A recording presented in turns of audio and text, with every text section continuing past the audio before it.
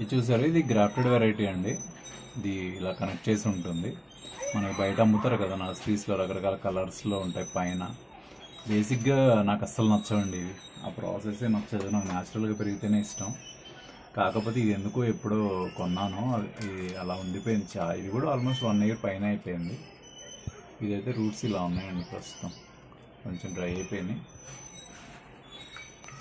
Growth అయితే ఏం రాలేదు నా దగ్గర, వీక్గా అయిపోయింది బాగా. కానీ చాలా మొక్కలు అయితే వచ్చినాయి దాని నుంచి. ఇప్పుడైతే నేను కొంచెం డెప్త్గా పెడుతున్నాను ఈసారి.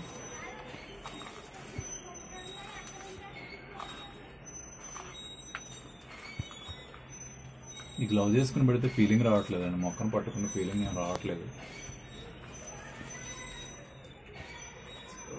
ఇలా సెట్ చేసేస్తే అయిపోతుందండి. కొంచెం కిందకి పెట్టాను నేను ఈసారి అన్న గ్రోత్ బాగుంటుందేమో అని.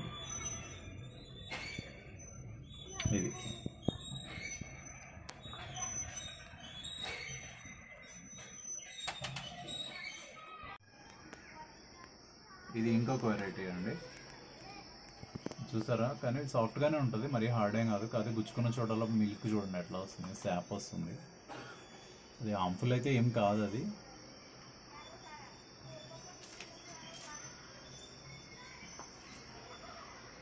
ఇదైతే కొంచెం లాంగ్ పాటే తీసుకున్నాను, దీనికి కొంచెం చూడటానికి బాగుంటున్నాను. అండ్ రూట్స్ కూడా దీనికి బాగానే వస్తాయండి, పెరుగుతాయి బాగా.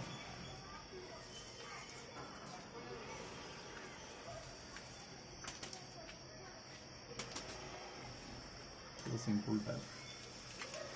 ఇది కొంచెం ఎక్కువ పిలకలు వస్తే బాగుంటుందండి. ప్రస్తుతం అయితే దీనికి అంత బ్యూటీగా లేదు, కానీ క్యాక్టస్ని మనం కోరుకున్నంత లెవెల్లో దాన్ని కట్ చేయలేము, ప్రూనింగ్ చేయలేము, కాబట్టి ఇలాగే చూసుకోవాలి. ఇది